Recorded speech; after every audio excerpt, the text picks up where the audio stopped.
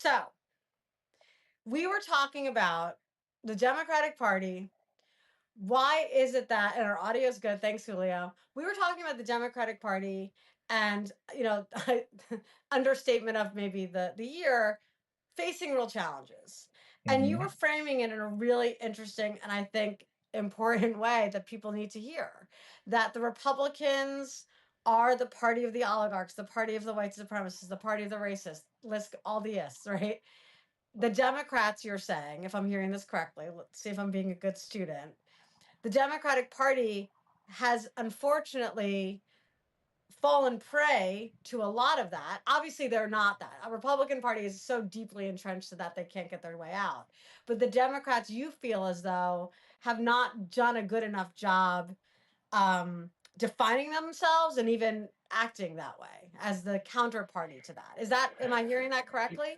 Not all Yeah, Democrats, but a lot of Democrats. Is that what yeah, you're saying? or at the very least fighting, like Fighting. fighting back and fighting hard, right? And fighting harder than they have been fighting. You know, Right. one time we were in a meeting, and for those who don't know, I was in Congress for 4 years representing New York 16th district. We were in a meeting with Hakeem Jeffries, and he said such a Mm. Your Wi-Fi knocked out. Say that again.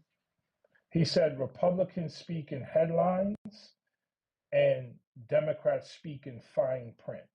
Ooh. So while Republicans are using slogans like drain the swamp and send them back and waste, fraud, and abuse and make America great again, they're catching a Mm.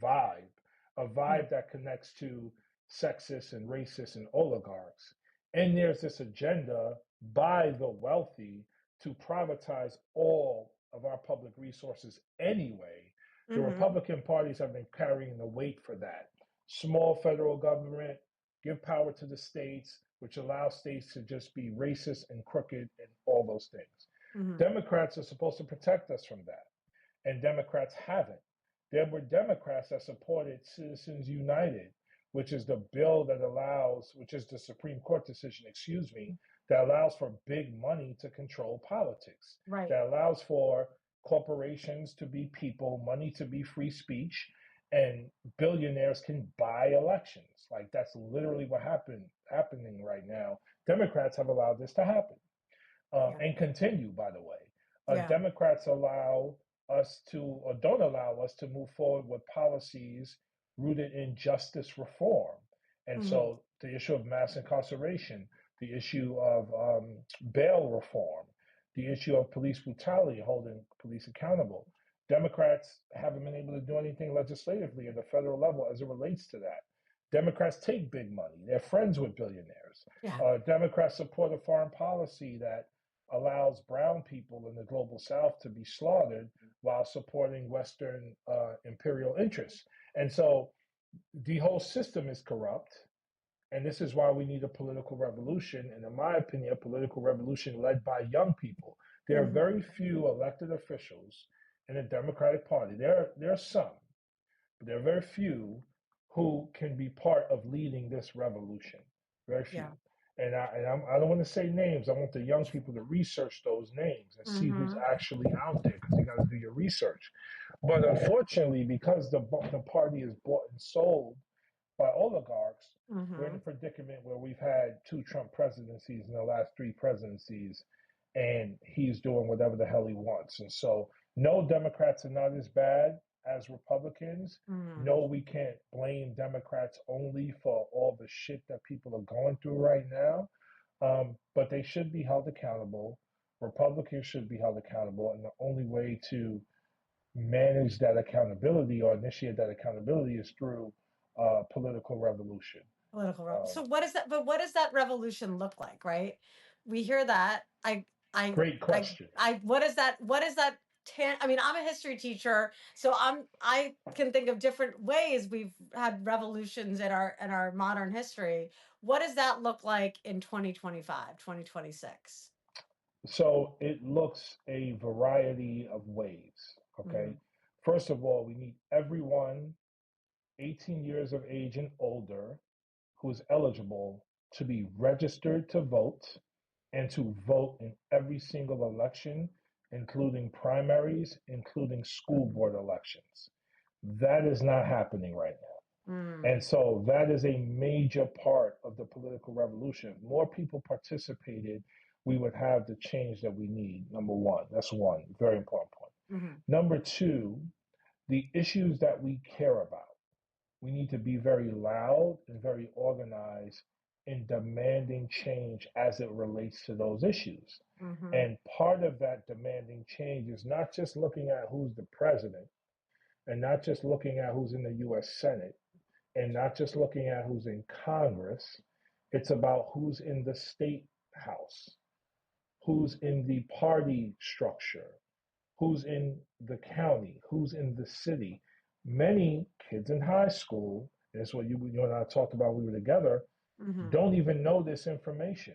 And Mm-hmm. it's not their fault, it's because you're teaching an AP history class or Right. AP government class, Or and, regions. and, Yeah. and for AP exam or for regents, and the book is this thick, Yep. and it Yeah. might be it might be a paragraph or half a paragraph explaining everything I just said about how government breaks down, Yes. Yes. right? Which is one an abomination, but two is by design Mm-hmm. because we're talking about oligarchs and all of that, but back in the days there were robber barons. Yeah. Back in the days they were overseers and slave traders. There were Mm-hmm. people who were fighting against organized labor and unions. There are people Right. fighting against women's rights. So these people in power have been trying to maintain and keep power forever. These are the people who are part of designing the textbooks that we Mm-hmm. use to prepare students for these tests they have to take. Right. And so it's all, again, it's a systemic issue. And that's why, like I said to you, when we talk about political revolution, education revolution is a part of it. We need to Sure is. rebuild what kids are learning, how they learn, and how they can express what they learn. And Yeah. so that. Those are just a couple of pieces. Everyone should be registered, and everyone should vote in every election. That is nowhere near happening. Nope. We need to educate kids differently, right? So that they know how the political system works.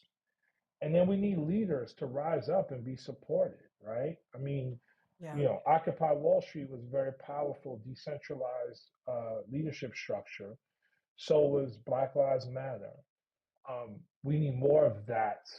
And then, last thing I'll say is, and again, there's many other aspects of this, we need Yeah. people hitting the streets, man. When people hit the streets and disrupt, Mm-hmm. everyone pays attention. And so those are just a few of the points as Yeah, it no, relates to that's political revolution. important. And I, as an educator, I feel like a lot of people overlook it, but they're starting to look at it now because they're noticing that this administration is one of the first things they're coming for in these first 100+ days is the universities and what's being taught in K through 12. There's a reason they're attacking that. But I think also it's important how you emphasize that everyone's like, oh my God, fascism in America? How is that happening here? And I always say, oh, well, go back to the beginning of this country. It was, they don't want us to teach this, but I do. It's stolen land from the start. And then what do you think race-based chattel slavery system was? Was a But but fascist but model, but but but right? listen to what you just said, right? Like they don't want us to teach this, quote unquote, I right? teach it. I And teach and it. and, and, Yeah. and and when we say they, we don't mean your principal No, no, Lawson, of course not. right? No, of course. Yeah. We mean the people who decide on what goes into the books, which books get into the classroom, and what Mm-hmm. tests we take at the end of the year. Mm-hmm. That's what we mean. Because I'll tell you right now, kids in certain schools, like private schools, they don't. That's not what they're learning. Oh no. They're learning other things, and so and let me just say this, and I'll let you finish. I'm personally not in the business of, not anymore. I did that for a very long Yeah. time. Just analyzing and critiquing the problems. I'm all about solutions. Yes. Yes. And so for me, what should our kids be reading? What should they be Hmm. discussing? What should they be writing about? What should they be collaboratively problem solving around? For me, these are the most important questions. And so that I want to build something. Hmm. My role in the political revolution is to share my story and my experiences, and then be a part of building something, most likely in education, that takes our kids to the next level. I'm excited to see what you build, and hopefully I can be a part of that. So yeah, I mean, all yeah, exactly. And that's the thing. When I say they, caveat, I'm not talking about my principal. In fact, New York City, if you look at the New York City social studies curriculum, that's gold standard. I mean, they have I mean, they actually do teach the full history. Um, but that being said, it's the way we're assessing kids, the way we are even, the way we're delivering content needs to change. So hopefully we do that. So speaking of New York City, my final question for today. Final, just one more. I got some time for a couple Okay, so more. we We'll got more. see. We Okay, go then with the fine. flow. We go with the flow. Okay, cool, cool, cool. All right. So, well, let's do my version of the weave, which is like we're talking about New York City. We're talking about how my students, I'm noticing just this is all anecdotal, right? It's not every student, but anecdotally, I'm noticing them feeling like they were disappointed they were very disappointed for the most part with the outcome of the election, but also not surprised because they've been living in America and paying attention. And they've been reading their history because of me. But I do see them perking up when we're talking about this mayoral race because they are whatever's happened on social media, they see that. They look at their reels, they look at their TikToks, and a lot of them are seeing the ads, I guess, videos about Zoran's race, right? Zoran Mondami and just the overall mayoral race. They're noticing and asking me questions. So let's talk about that. I'm excited when they're excited, and I'm excited about this election as well because I feel like we can change things in this city. So first of all, if people have not been following this, you have come out and endorsed one candidate. Tell us who and tell us why, and then I'm going to ask you if you think he has a chance. Yeah, no, absolutely. So, thank you for that lead in. Let me also say this. So, I'm a member of the Working Families Party. Shout out to the Working Families Party. And what the Working Families Party has done is they've endorsed a slate of candidates. Now, Yes. why would they do that? They do that because in New York City we have something called ranked choice voting. So everyone who votes, you get to rank your candidate. So you put someone number one, two, three, four, five. You get to rank five candidates, and it's great because it makes it more democratic, right? Like Yeah. it's not like a one and done situation. It's more complicated, but Hmm. you get to rank folks. And the Working Families Party, I want to shout out all of their candidates as well. So they have Brad Lander. Shout out to Brad Lander. I know Brad well. He's exceptional in many ways. So shout out to Brad Lander. They have Zelnor Myri. I know Zelnor. They have Adrian Adams. And then they have Zohran Mamdani, right? And I have come out publicly to endorse Zohran Mamdani for mayor, and I'm asking people to rank him number one. There's a few reasons why. One, I know Zohran very well. We served together. I was in Congress. He was in the state assembly. And in terms of his values, in terms of his humanity, in terms of his passion and his energy and his fight, in terms of his vision for the city and his vision for the country and the world, him and I are completely aligned, right? Hmm. And some very specifics around that. And he's running on a simple platform: make New York City affordable. That's it. We should be able to afford to live in this city. When Yeah. Bloomberg was mayor, he gave the city over to billionaires. Hmm. And it made cost of living go way up, and it's made the city like completely unaffordable for many Yeah. people. Yeah. And this has always been a blue collar, working class, labor driven city. And Zoran is making sure it stays that way, and it goes back to being Yeah. that way. Yeah. Very specifically, childcare is like a mortgage payment. He is going to fight to make childcare free for all New Yorkers. Wow. Okay, that's number one. Number two, our bus service and transportation service, but specifically the bus. You pay taxes into the system, your transportation should be free. That's what Zoran is fighting for. Number three, he's going to freeze the rent. Mm. I repeat, freeze the rent. For real? For The real? rent, Freeze the for real, rent. for real. Now, here's Wow. the issue, right? So, Zoran's biggest challenger is former Governor Andrew Cuomo. Yeah. Former Governor Andrew Cuomo, his best friends are developers and billionaires. Those are his best friends. He is Mm-hmm. not going to freeze the rent. He's going to allow these Yeah. developers to continue to raise the rent as much as possible so that they can make a profit. Right. Zoran is not about developers. He's about working class people. So he wants to freeze the rent to make sure working class people can afford their rent. I Right. had a bill at the federal level that looked Yeah. to cap rent at 20% of your salary. Right That now would we be have people amazing. right now we have people paying not just 30 to 40%, 50, sixty Oh, percent 50, of 100. their salary, I've always paid like 50% because I'm a which teacher here in New York which City. which is insane, right? That Yes. you got to spend Yes. 50% of your money on rent.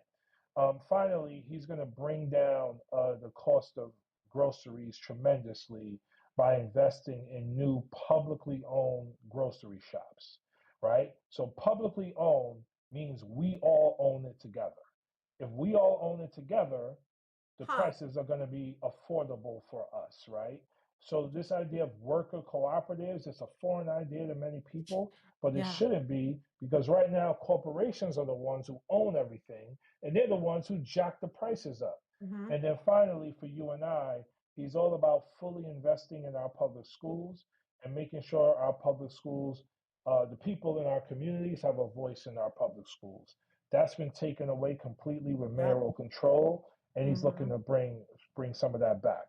So, in terms of the values, in terms of the vision, in terms of the energy, in terms of the policies, we're completely aligned. And then, lastly, Yeah. um, he was polling at the beginning of his campaign at 1%.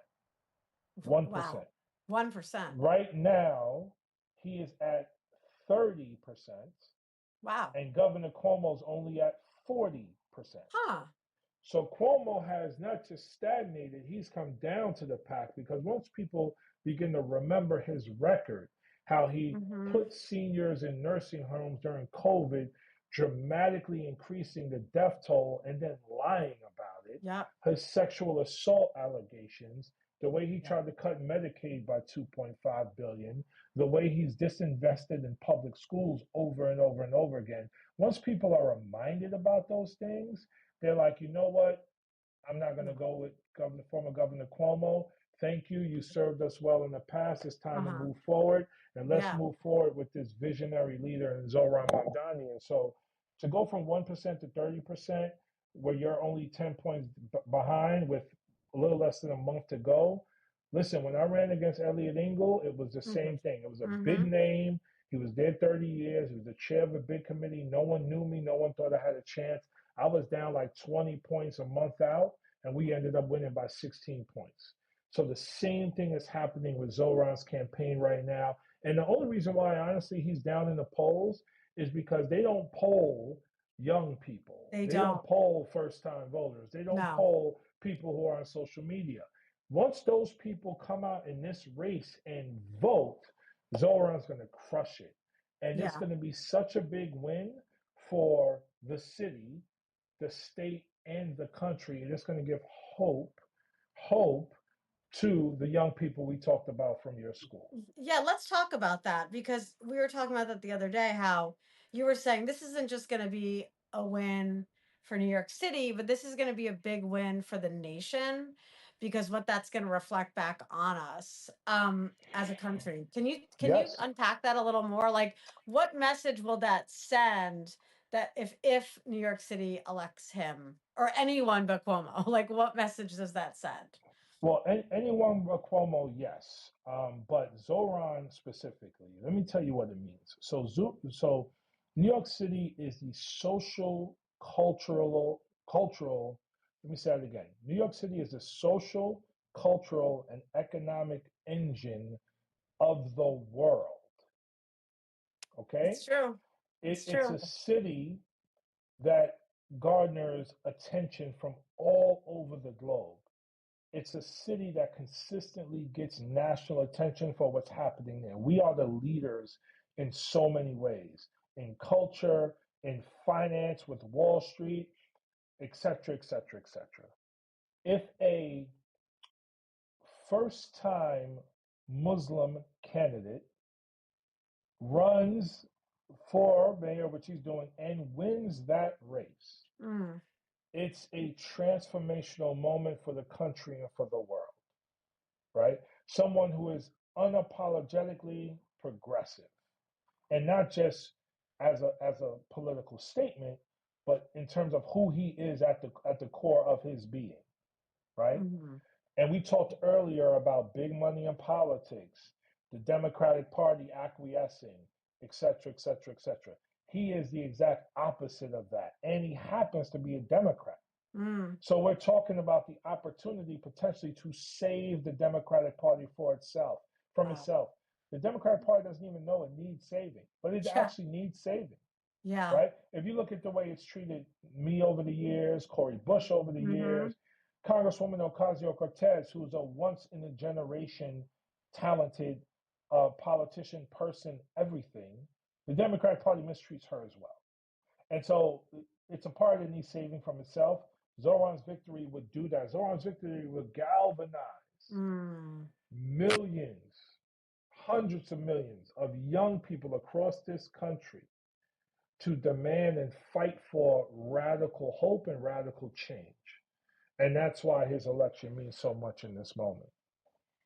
So what you're saying is that there's a lot of buzz about, oh, Democrats just need to find their Joe Rogan. Is this maybe not perhaps Well, that when I yeah, hear that I think Joe Rogan is he's Joe Rogan and he appeals to those people. Like to say that we need that equivalent doesn't make any sense to me, right? It's yeah. antithetical to me to what I think the Democratic Party should be going for.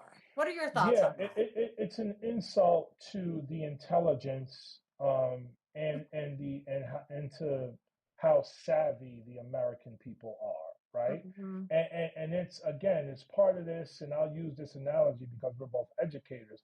It's Yeah, part of this standardized testing culture, right? And it's so like, okay, you got this standardized test. yeah, You do all this test prep to pass the test.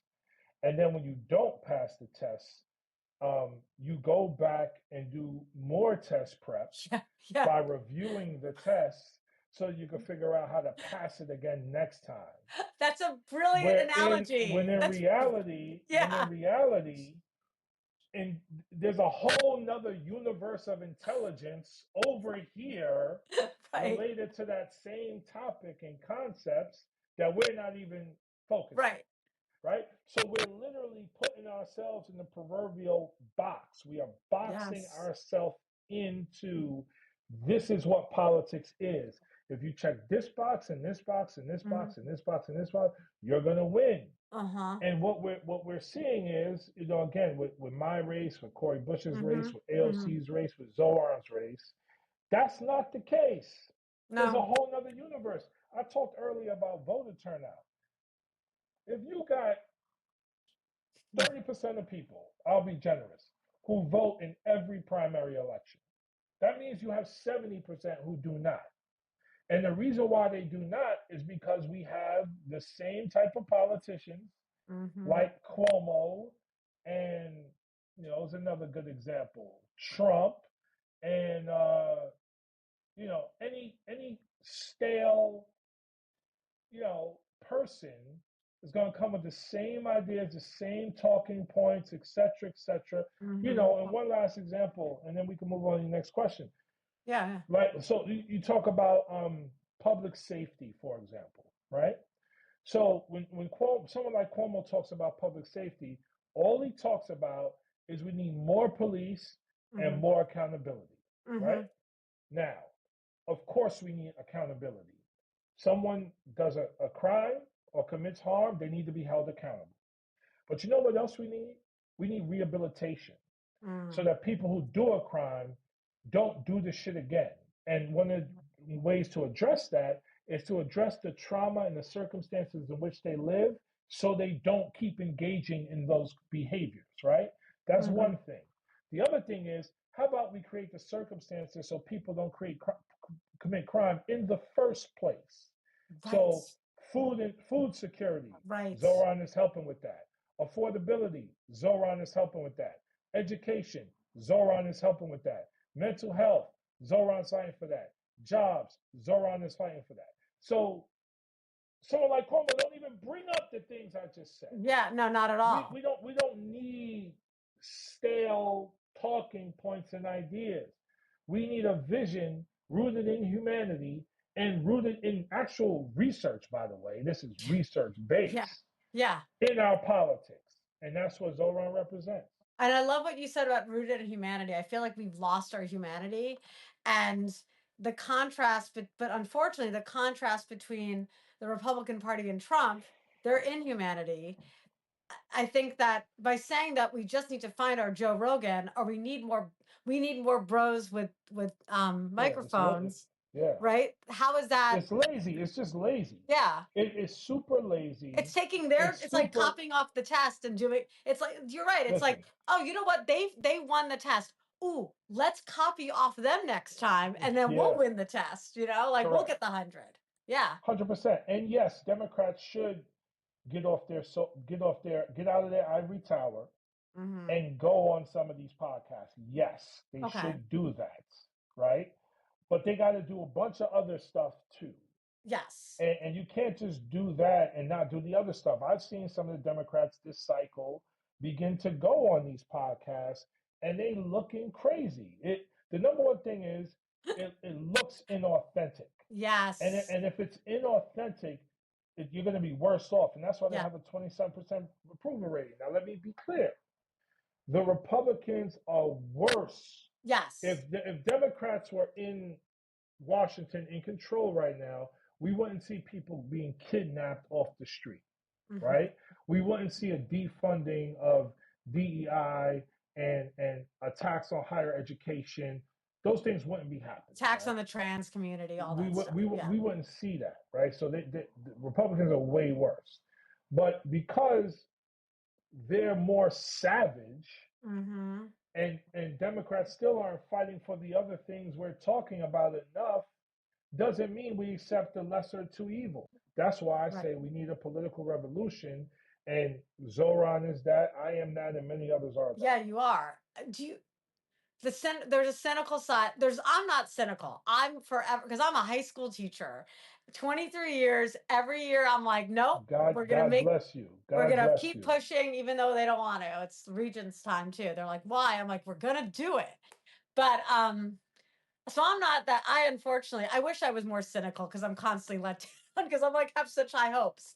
But I have a lot of cynical friends around me and associates who are like, not going to happen. There's not going to be a revolution. We're cooked. Or the kids will be like, Miss, we're cooked. Like it's over. No one's like this guy's saying, no one's standing on business on the Democrat side. Everyone's being lazy. The people you see taking to the streets. This is I don't like doing counter arguments, but I'm doing this just because this is what people are No, saying I to got me. you. They're saying The you devil's go advocate. you go to I hate I'm being the white man. No, we, we The need white we need we need some of that to test our theories. We need some test, of that. yes. So I don't like devil's advocate because it's usually a white man just saying what he really thinks. But in this case, I'm telling you what people do say to No, me. no, you're right. They say, okay, fine, revolution. Look who's in the at these protests. It's boomers mostly, and I understand why a lot of black and brown people don't feel safe going onto the streets right now. But it's mostly boomers who were protesting. Like I'm gonna guess that on June 14th, it's primarily gonna be boomer generation, 60s generation out there. You don't see Gen X is kind of like checked out. They're like f this. I'm not going on the streets. So is this really going to happen? Like, is there going Yeah, to be a breaking point where people go, oh wait, if I don't get on the streets, either physically or virtually, this is not going to change? You think that's yeah, going to happen? yeah. So yes, because like you, I'm an educator and always Hmm. optimistic, so it will happen. Yeah. But you said so many really important things that I just wanna underscore. So Hmm. the gift and the curse of social media. So social media allowed us to connect more with each other, Yeah. and it allows more people to have a voice in general. And it allows us, I mean, if you haven't seen your friends since junior high school or whatever, you get to reconnect with them, right? And it's great. Hmm. It also reinforces many of the thinking dispositions that Mm. that undermine our ability to have a political revolution. And Oh. so if Huh. you have many people on these platforms, they're either overanalyzing, analysis paralysis, they're great at Hmm. explaining the problem, terrible at explaining solutions, Hmm. they're hateful, vitriolic, etc., etc. So what people get is negative reinforcement as to how Yeah. fucked up things are, Yeah. as opposed to, okay, here's a vision. Huh. And this is what my vision is. And let's work backwards to figure out how we're going to put that together and follow my page for that. Right. And Hmm. here's the specific things you could do in your community to boom, boom, boom. So, knowledge, education, information that's empowering can help instill hope, and that's what you're trying to do with your platform. Yeah. I'm trying to do with my platform, etc., etc. So the gift and the curse of social media is more voices, but more voices is telling you you don't have a shot. Like you might as well be hopeless, It's right? over. So It's so done. that Yeah. that that that is one thing. The other thing is we should pay homage to the boomers Yes. because Yes. the boomers lived through the 60s.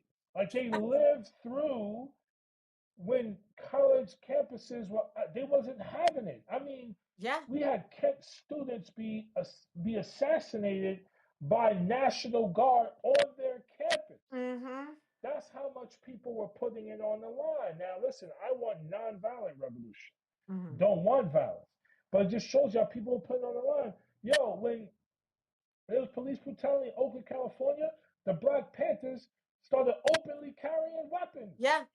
and going up in courthouses like, yo, this is my right. We're exercising our right. The Black Panther Party should be Yes. a curriculum in high schools, Thank right? you. So Yeah. so you had the Black Panther Party, you had the Black Power movement, which is different, by the way. You had Mm-hmm. the US organization, you Hmm. had the civil rights movement, you had leaders from Dr. King to Medgar Evers to Malcolm X to Rosa Parks uh, Stokely to Carmichael, who should be in the Stokely. curriculum. You Yeah. had leaders who put it all on the line, gave their lives. Mhm. JFK, Yeah. Robert F. Kennedy, Fred Hampton, right? Yeah. These are the martyrs of that generation. But those boomers lived through that. Yes. And because of that, we got the Civil Rights Act, the Voting Rights Act, and the FHA, right? So Hmm. we had policy change, but then we lost it because we didn't organize enough and continue to fight for it. Yeah. And so to young people, my message is, yo, learn from the boomers. Yeah. Like they're in the street, let them be in the street. Black and brown people, we real tired because you had 85% of us vote for Kamala, even Yeah. though she wasn't perfect. But we did that because we knew what Trump was going to be. And then we have people trying to be cute. I'm going to stay home and this and that. Hmm. And we get Hmm. it, but that got us Trump. And now look Right. at where we are. Yeah. And so anyway, like so and the last thing I'll say is a lot of us we have our own trauma, and Hmm. because of our own trauma, we put up psychological and behavioral barriers Mm. so that we don't take the first step related to revolution. Oh, And that's that's a deep. lot of that happens in the subconscious. And so what Huh. I encourage people to do is, you know, do one thing differently today than what you did yesterday, right? Mm. Go to if you've never been to a protest, go to a protest. If you never called your elected official, call your elected official. If you never reposted something on social media, do that. If you never wrote a letter, do that. Do something different tomorrow than you did today, because every day you do something, you're building a muscle that makes you Yeah. stronger to act as part of that revolution. And Zohran's campaign is one example of it. If what Zohran is doing right now, this is true, and I believe it is. He has 30,000 volunteers. Many have never met him. They're so inspired by him, Wow. supporting his campaign. They're going to knock a million doors. Zoran's going to win this primary. That's the revolution. Him Mm. running and doing so well is the revolution. People need to get involved. Your high school students can't vote. They need to volunteer and get involved in his campaign. Knock doors in his neighborhood. That's exactly what they should be doing right now. That's yeah, and we're getting a lot of people comments in here, people agreeing. But yeah, I think what you just said about the what's so deep to me, what you just said is that people have all this trauma that's not letting them even take that first step, which is I understand that trauma. And it is like I see it like jumping in a cold pool. Like I hate cold pools. Like don't take me to a pool and say jump in, but it's cold. I'm not going to jump in. But you know, as you gradually get in there, then all of a sudden you're in the pool and it's great. But I think that first step, or even the ocean, right? It's like so tough to get in there because you're anticipating.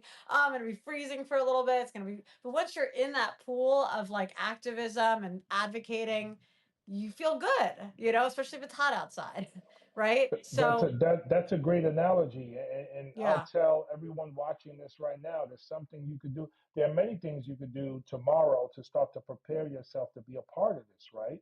One of the things you could do is stretch. If you never yeah, stretch. One of the yeah, things you could do is take a long walk. If you don't often do that, take a long mm, walk. Another thing you could do is drink a lot of water.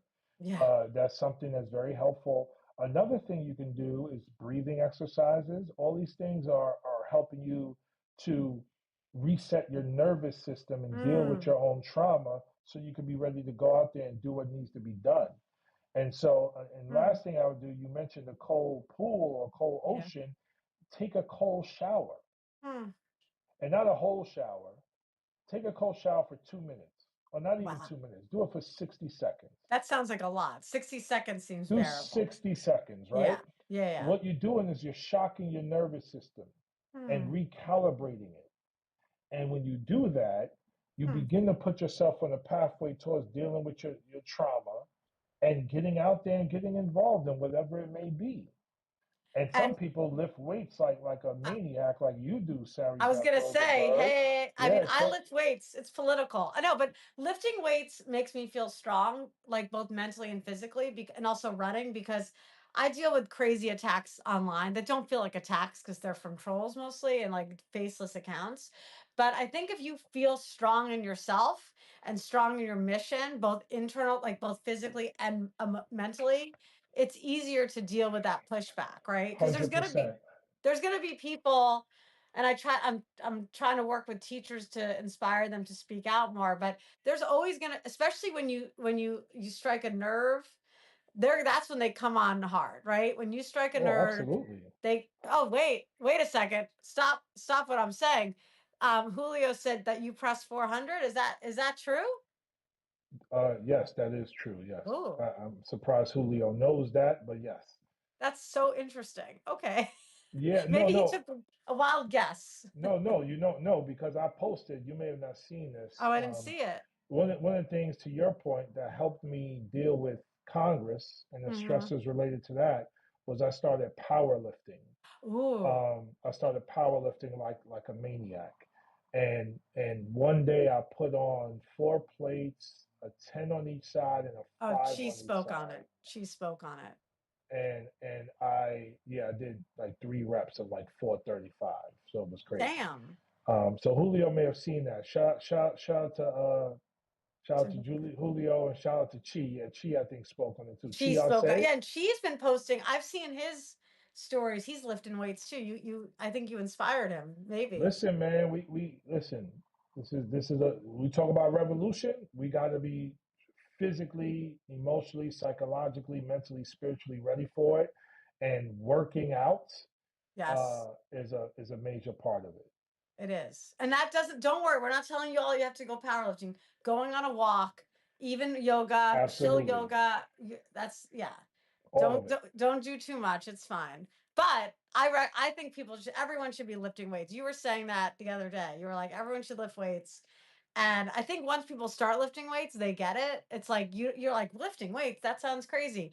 And then when you get into that mode, then you're like, oh yeah, you're right. You're Well, right. especially the stereotype around like, you got to be a football player or like, Hmm. some type of MMA person or a bodybuilder. And people Yeah. say, oh, I don't want to be bulky. I don't want to be this and that. Put all that No, you're aside. not going It's to not get about bulky. that. Again, this is all about like working through your trauma, right? And like, Hmm. and not just working through your trauma, just being healthy overall, right? Yeah. And so all the studies show whatever your ailment is, if you lift weights, you will live longer Yeah. with that ailment. Like, and It's so true. you got to do it. You got to do it. You got to fight fascists, lift weights. That's the message. That's And right. vote for And, Zoran, and as one we and one said. other thing too. So you mentioned this before, and I didn't quite answer it Hmm. because I've heard this as well, and it's very very frustrating. Does Hmm. Zoran have a chance? Right? And and and People say I that to me and every I'm day. like and I'm Yeah. like, what does that mean? So if you don't think he has a chance, you're not gonna vote for him? Like that's crazy. Like if you support his policies, get out there and vote for him and tell others to vote for him because elections are decided sometimes by 10 votes, Yeah. 5 votes. Look at Tiffany Caban's race for Queens District Attorney, I think it was 28-19. Hmm. Um, she lost by a handful of votes. That's And wild. so like if you rock with Zoran and you agree with his policies and his values, vote for him and tell your friends to vote for him. What do you mean does he have a chance? He's been, first of all, the fact that we're even talking about him He's on the map. lets Yeah. you know that he's broken through. And then secondly, again, like I said before, he was polling at 1%, and now he's polling at 30%, only 10 points back. Oh, wait. Also, speaking of which, practically speaking, if people watching are in residents of New York City, when does voting begin? We're talking so much about voting. When does it Yeah. begin? So election day is June 24th. Okay. June 24th. Um, Early voting starts June 14th. Okay. So you could Google your New York City polling site to find out where your polling site is. And on June 14th, you could go vote. You don't even have to wait. And Amazing. so and so that's what we need people to do. And we're like 28 days away right now. That's crazy. We gotta get on it. 28 days. Well, oh yeah, because it's May 27th. Wow. Yeah. All right. Well, thank you. This is awesome. Final words. Like, what's your final message aside from everything, all the gems you've dropped? Final message for everyone listening and Um, watching. Love yourself, love your neighbor, um, always have hope and belief, and ask for help if you need it, and be gentle with yourself. Hmm. We're so hard on ourselves, and we all the stuff going on in the world. And again, the thing about young people, man, is generally they're super resilient, and they have their friend groups and their tribes, and they lean on each other, and it's great. And a lot of us old people like me, we need to learn from them. You know what's so funny? Now that I'm 49, I'm not yet 50. Apparently, at 49, I'm at the OG stage right now. Wow.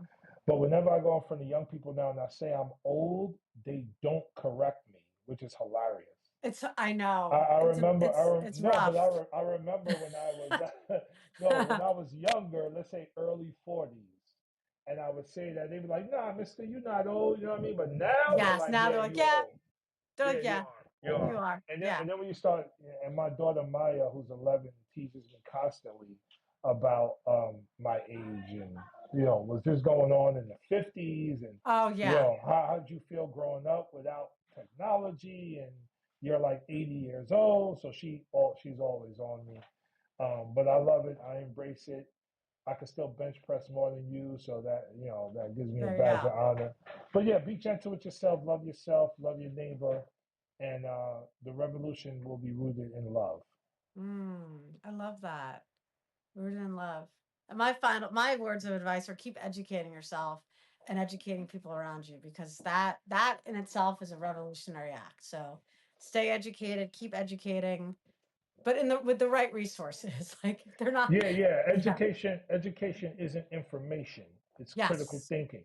Yep. So take 5 sources, same topic, critically think about them, and develop new knowledge. Yeah. They have a lot to do now after listening to this. Word. All right. Well, I'm gonna post it together and everyone's gonna Cool. watch this and it's gonna be awesome. Appreciate you. Thank you for having Yeah. me. Let's talk soon. Yeah, sounds good. Thanks for All watching, right. everyone. Bye-bye. Okay. Bye. Bye.